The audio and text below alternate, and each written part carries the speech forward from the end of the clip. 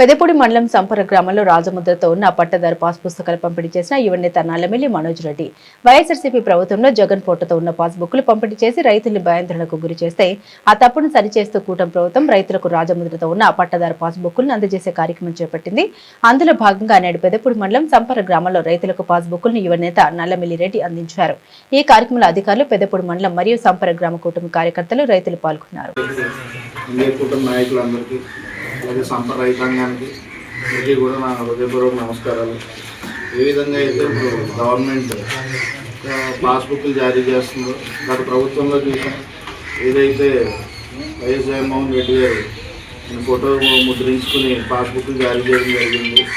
దానివల్ల రైతులు అంత ఇబ్బందులు పడడం జరిగింది. ఎందుకంటే క్రాప్ లోన్ గురించి బ్యాంక్ వెళ్ళినప్పుడు కానీ ఇది కానీ అది పాంప్లెట్లో ఉంది, పాస్ పుస్తకంలో లేదు అని. ఎందుకంటే సెంట్రల్ గవర్నమెంట్కి, స్టేట్ గవర్నమెంట్కి ఒక సెపరేట్ గైడ్ లైన్స్ ఉంటాయి.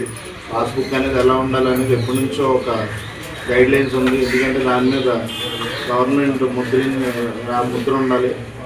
అదేవిధంగా ఇది సరిగ్గా కనిపించకుండా మనం చూసుకున్నట్టయితే వైఎస్ఆర్ జగనన్న శాశ్వత గృహం మరియు భూరక్ష పథకం దీని మీద ముద్రించి ఉంది తప్ప ఎక్కడ పాస్బుక్ అనేది చాలా చిన్నగా ముద్రించి ఉంటుంది.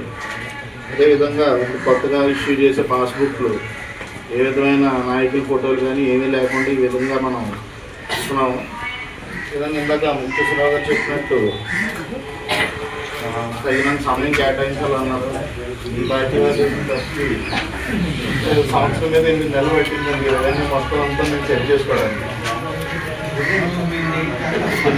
అదే చేస్తామండి.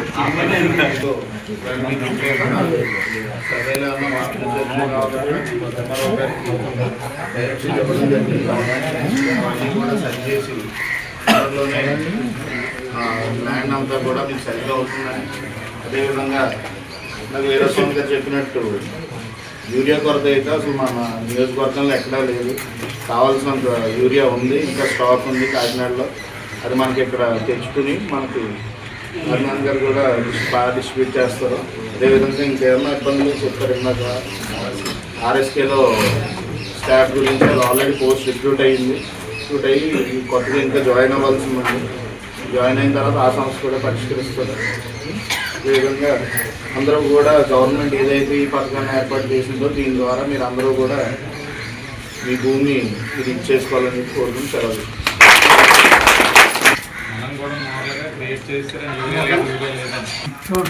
రామారావు అన్నారు మా నాయకుడు మన